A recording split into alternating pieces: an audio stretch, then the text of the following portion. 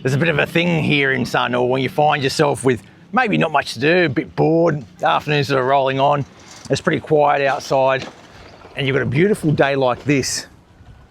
Well, I love to go to a place to have a little bit of a sneaky beer or three. When the afternoons are like this and it's just a glorious afternoon, there's just no better place for it than in these rice fields down in Sanur, it's called Prapat Brest, and a lot of you will have already seen a few other videos I've made in this little area before. But I like to come down here for a little bit because it's just so peaceful and so beautiful, and a lot of you will already know that I love peace, and you get a lot of it down here. So let's go and find this little warung that I know about and have a couple of beers and a bit of a chat. Namanya siapa, Bapak? Pak Losen. Losen, aku pernah ketemu Pak Losen dulu di sana di Candi. Aku pernah ketemu Bapak. Ya, senang sekali ketemu Bapak lagi ya. Yeah. That's Lawson. Met that guy before. I thought it was him from behind. I thought, oh, is that guy that I met before? He's a nice guy. Met him over there a few months back now. Really nice guy. Farmer that works these fields, and at that time he was working the fields with veggies. I think he had, from memory, was it either watermelons or labu, or like pumpkins and cucumbers?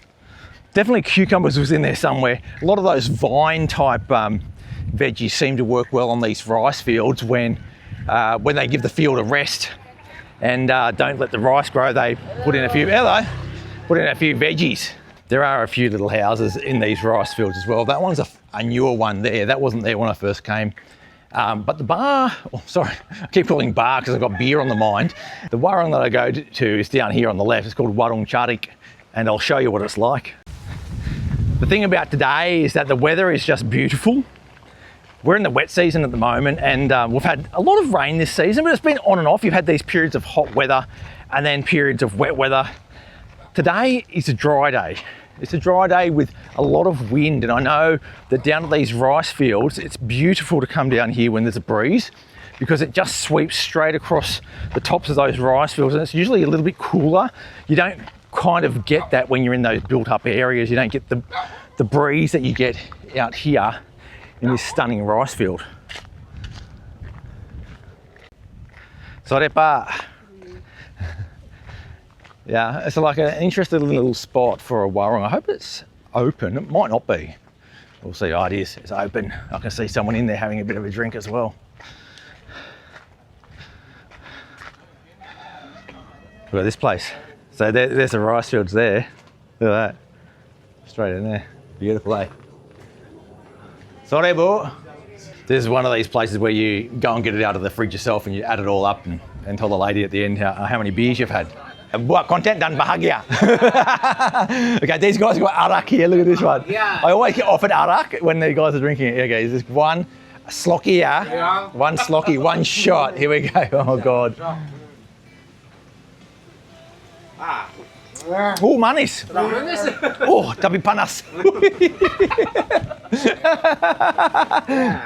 Oh, hello. Oh, you have arak as well? Yeah. Ah, everyone's got arak here. Dijual di sini juga araknya? Oh. Satu botol biasanya berapa? 30.000. Oh, 30,000 for a 600 ml bottle there. It's not that strong actually. It's quite strong, but it's not like really high level. And it's sweet. Really nice. And it gets you really warm. Balinese alcohol. Yeah. Bapak dari mana aslinya? Dari sini? Karangasem. Ah, Karangasem. Oh, itu kabupaten besar ya? Itu produksi di sana. Produksi arak dari pohon kelapa. Ya. Ada tuak. Ya. Nasi, netes, ada jadi arak. Ah, jadi harus bikin tuak dulu. Ya. Lanjut ke arak. Rebus dulu. Ya. Uapnya itu. Ya. Netes Ya. ya. Distilasi ya? Ya. Fermentasi. Fermentasi dulu, ya. Untuk tuak itu dari pohon kelapa, tapi dari buahnya atau? Sebelum jadi buah, ya. masih bunga. Bunga dipotong. Ya. Tetesan bunga. Ya.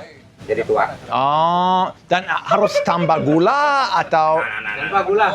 Asli. Asli. Oh, seperti dari Tuhan itu. Tidak bisa ngomong. Oh ya? Ya. Ya.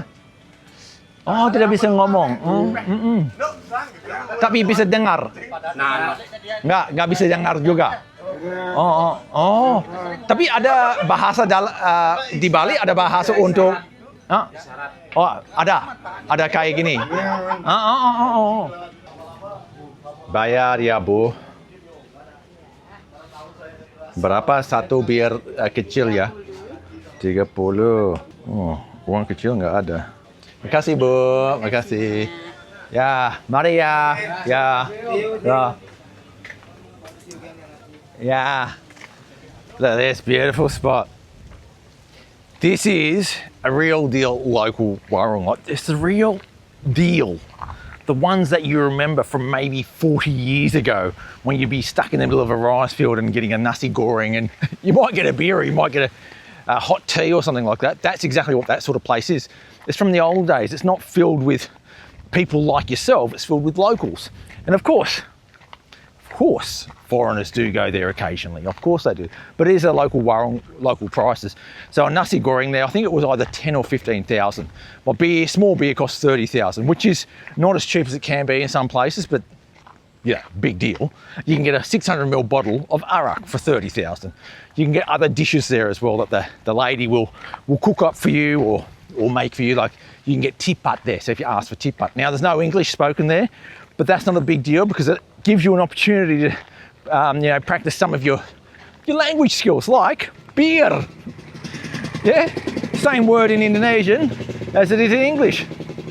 If you want to say the size, you can say kecil for small and besar for big. Other than that, you probably don't need anything else. I mean, what else are you going to do there? Hello. What else are you going to do there besides have a couple of beers and a nasi goreng anyway?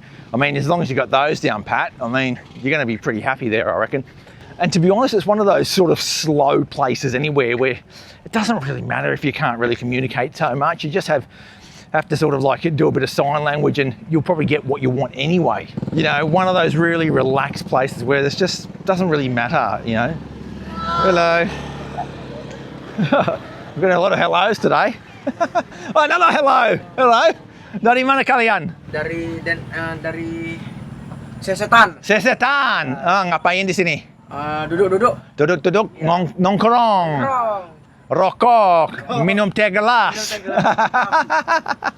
Ya, aku jalan-jalan lagi ya. Ya, mari. All right, keep going along here. So there's a little temple over here as well. Look at this thing. Yeah. Right in the middle of the rice fields. But this pathway actually goes quite a long way through the rice fields and goes to different areas.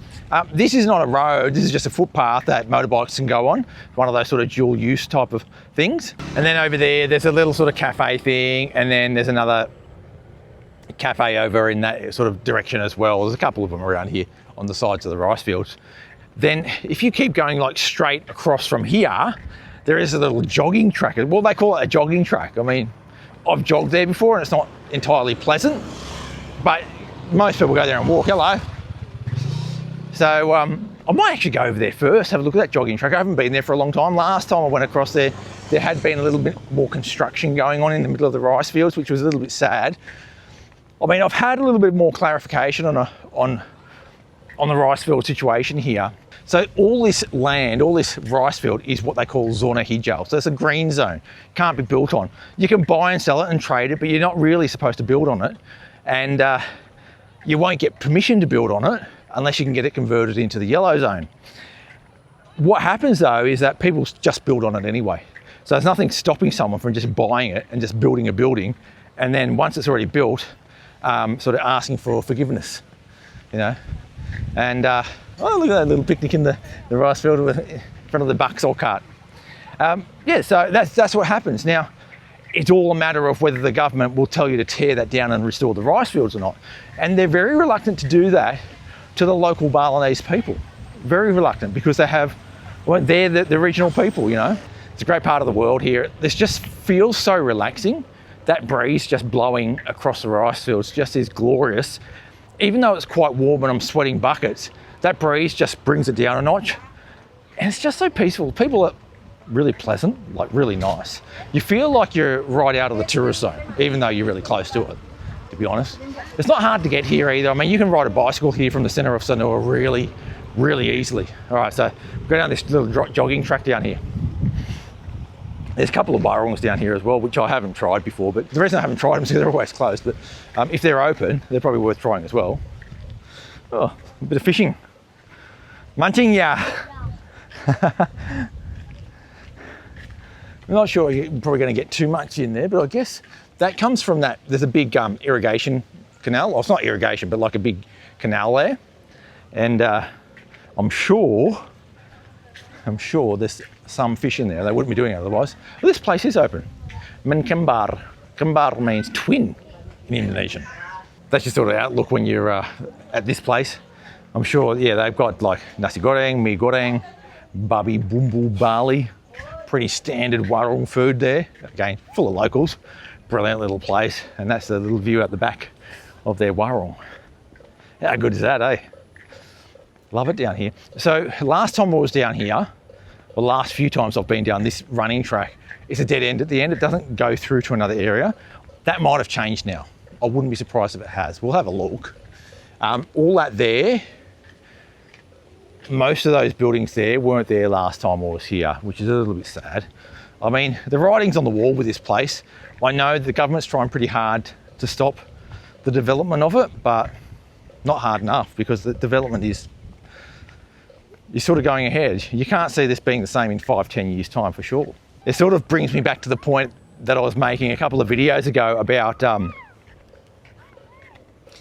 how the rules here in Indonesia exist. There are really great rules. I mean, if you go and look up all the laws and the regulations and the translations of the regulations into like local instructions and all of that sort of stuff, they're actually pretty good and comprehensive, really good. It's always enforcement that's the problem, always enforcement. And it's not just because someone's lazy that it doesn't happen. And it's not just because of corruption that it doesn't happen. There are also issues of politics involved as well, where a politician may not want to push a point, otherwise it might get voted out. Of course, there are all sorts of different reasons why things aren't enforced very well, but not all, it's so corrupt. It's not just the main issue. There are heaps of issues. Yeah, that place seems to be getting a next door neighbour now. That was, when I first came here, that never used to be there, and then it got built, and then now there's some more places getting built there. So that's a little bit sad, because that's going to sort of destroy the view here, you know. I'm seeing a few motorbikes come down this path that I hadn't really seen before. So there was a strict ban on motorbikes coming down here last time I was here. Obviously, that strict ban isn't really enforced. Another one of those rules type things. It's not that people are bad people, like because they don't obey the rules. It's culturally just different here. People here in Indonesia aren't so keen to obey rules like they might be in Germany. You know, I mean, we have a sort of an image of Germans being very strict and very like this, you know. And if someone doesn't follow the rules, they're going to say, hey, you shouldn't be doing that. That's different here, you know. And that's one of the culturally unique points here. Hello, how are you? Good. Bisa bahasa Inggris? Nggak bisa. Asli dari mana kalian? Jawa Tengah. Jawa Tengah. Kota mana? Ke Indonesia. Kota mana? Purwodadi. Oh, Purwodadi. Medok banget. Biasanya kerja sebagai apa? Ya, kulit bangunan. Oh ya? Oh ya. Banyak proyek di sini ya? Iya, banyak ini. Sering pulang? Belum pulang. Ya, mau pulang lebarannya? Iya. Pasti ya sama semua orang lain juga pasti ramai. Semoga sukses ya. Okay, mari. It's an interesting thing. So I'll get back to that rules thing in a second. I just want to talk about Ramadan here. So because a lot of the people who live here in Bali are from Java, and because most of those people are Muslims as well, there's a thing where after Ramadan, so Ramadan is a month of fasting, yeah? So after the month of Ramadan, there's a big holiday, and it's called what's called Idul Fitri. That's the main day of the celebration of the end of Ramadan. And then after that, everyone goes home for a thing called Lebaran. Lebaran is the sort of the holiday period afterwards. And it's called Pulang Kampung. And Pulang Kampung literally means returning to your village, yeah? And you have to do it at Lebaran. It's just the thing that everyone does, yeah? And when you go back, you know, you bring ole for people, you know, those souvenirs I've probably talked about in previous videos, and you'll have a bit of a yarn about how successful you're being because you've merantau from your home village. And when you go back to your home village, and when you pulang kampung, it's sometimes called pulkam as well. There's a thing called arus balik, yeah? Arus balik is really interesting. Arus is like, you have arus in electricity. It's like a flow, yeah? The flow of people returning. And what it really literally means is the flow of all the vehicles, because it's generally a time where it's incredibly crowded on the roads. And they'll often commentate about the arus balik on the news, and you know, talking about how the flow of the traffic is good or bad or indifferent, or whether there's traffic jams here or there.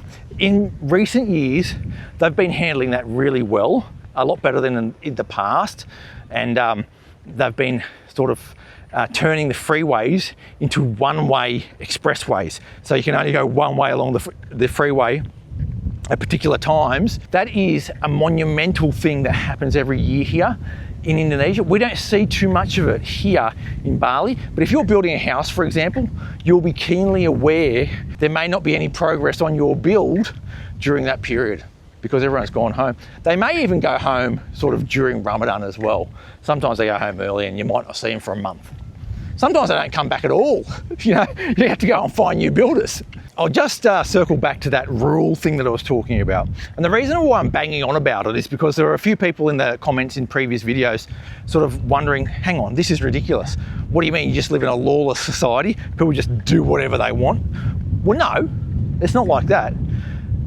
It's a little bit like that. Basically, people try and live with each other in some sort of harmony, you know? And if someone's making noises at night, they've got chickens or whatever, there may be some accommodation to go and have a mediation about that particular issue. But as a foreigner, you don't have as much right to go and tell someone to keep their chickens quiet. Even though there might be a noise regulation that says you're not allowed to have chickens or whatever, because you're not a local, you sort of got not as much power to affect change. It's the same with a lot of things though. The road rules are the same, like wearing helmets and that sort of stuff. A lot of people don't wear helmets. But if you don't wear a helmet...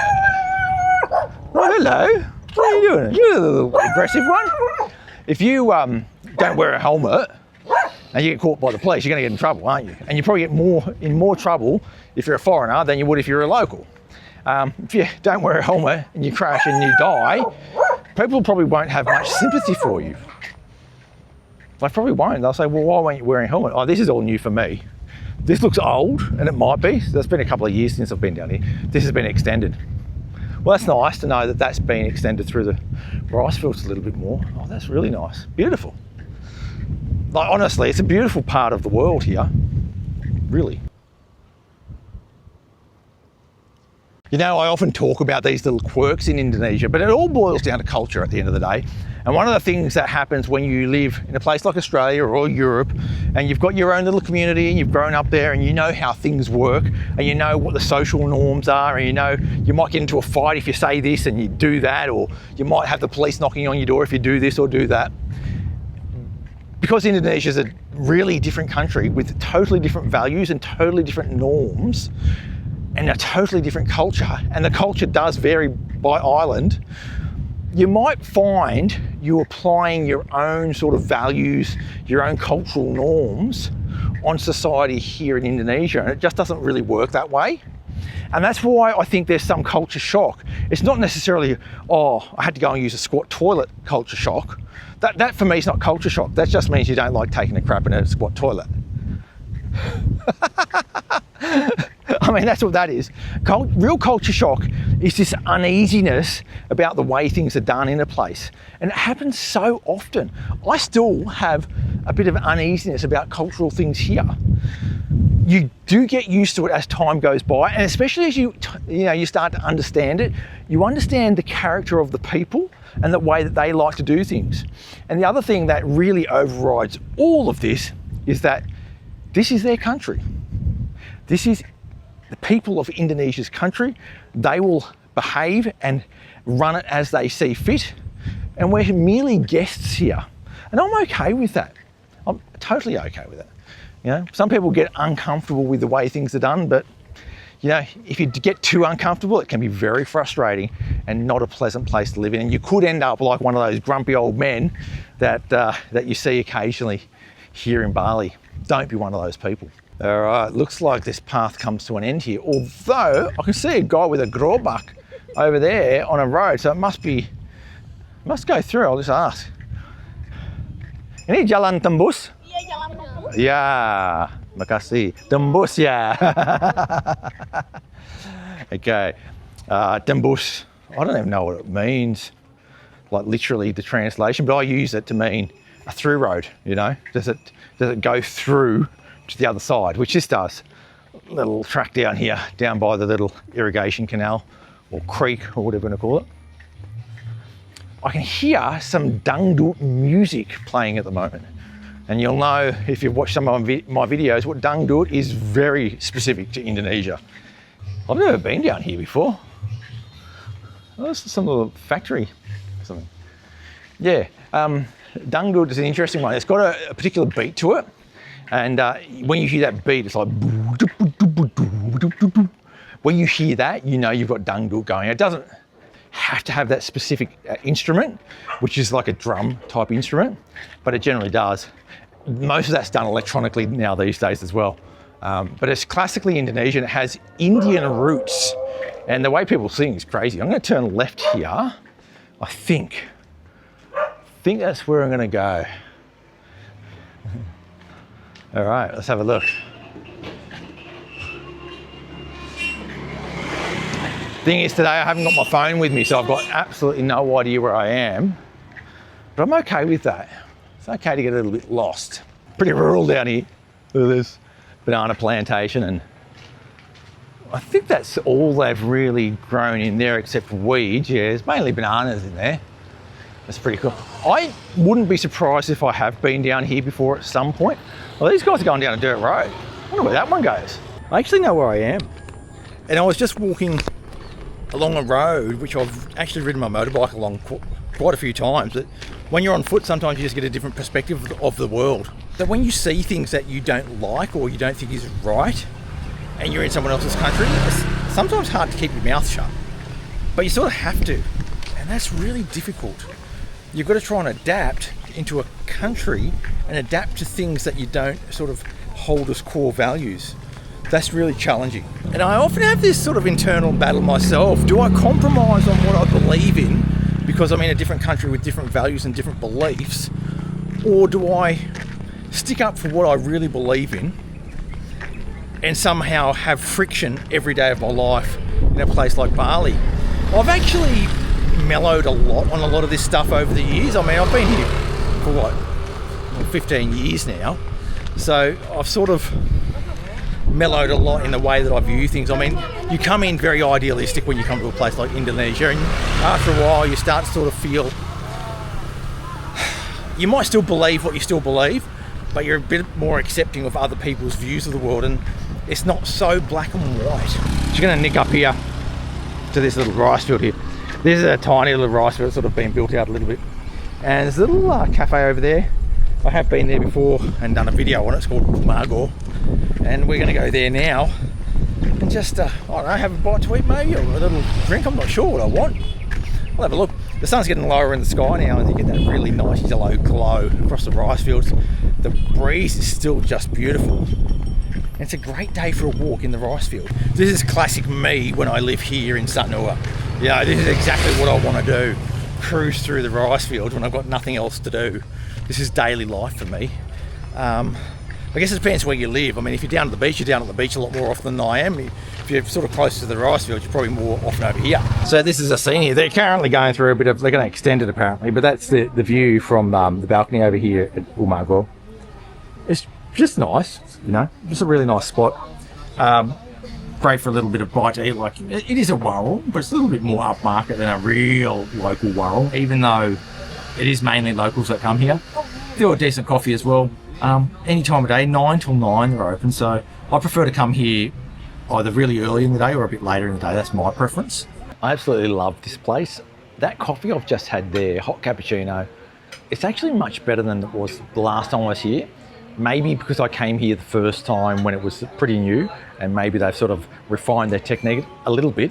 But that's a really good coffee, and that view again is just sensational. So if you get a sunny day in Sanur, and it's sort of getting to about sort of 5:30, yeah, about 5:30, and you're thinking you just want to have a bit of a quick sundown or a beer or maybe a coffee in the afternoon, quick snack, come to Umagor, because at this time of the afternoon it's just brilliant. If you come out a little bit early, you might be able to go for a little walk through that rice field first and then come here. But the whole area is pretty walkable. You're probably going to need a map to do it as well, because if you don't have a map, you're going to get probably a little bit lost, but that's not a big deal anyway. Getting in and out is probably your only question. And if you're really good on the apps, like you can order a Grab or a Bluebird through the apps, you can get in and out of here so easily, and it's just worth doing. Just a wonderful, wonderful place. I'm actually in really high spirits right now because I just love the peace that I get in these rice fields. There's something about it, I don't know what it is. I don't think it's just simply the peace and quiet. There's something a little bit about nature. You know how there's this thing with nature that can really bring a calmness to you? And I really feel it in these rice fields, because it's not so much in nature like you're camping out there, which can be a little bit challenging. You've still got some facilities. You've got a nice little cafe that does a nice cappuccino, but you still got this beautiful, beautiful view all around you. And I think it's just the perfect way to spend your day when you don't have a lot to do when you're living here in Sanur. It's what I do, that's for sure. It sort of brings up the broader point of, what are you going to do if you're living somewhere like Sanur if you don't have a job? Like, what are you going to keep yourself busy with? And I'm not the type of person that really needs to be busy with much at all. Like, I can really easily just bum around on the couch day after day after day. I'm quite happy to do it. And I would, if I wasn't making these videos, I would be doing it. But as it turns out, I do spend a lot of time making videos. Having said that though, I mean, between bumming around on the couch, going for a walk in the rice fields, going for a run down to that beachfront path, for me, that's a full day. A full day. Make a few videos, it makes it a really full day. And I don't think there's any fear that you're really going to be bored here. Like, for me, it's just not going to happen. I'm never going to be bored here in Sanur. And that's not to say that you shouldn't go and join a little knitting club or some sort of men's club and start working on motorbikes and go on cruises with friends and go on treks with, you know, community groups and so forth. I don't mean don't do that, but there's just no end of things that makes life interesting here. And I think you get a feel for that when you come on holiday here in Sanur. You sort of do get a feel for that, because most people find they don't actually do too much when they come here to Sanur, but they're really happy with that, you know? It still feels good. You don't go bored crazy. Thanks once again for coming along for a ride with me today in paradise, and thanks for watching. Make sure you hit that subscribe button to keep up to date with all things Sanur and the rest of Indonesia. I'll catch you next time, and sampai jumpa.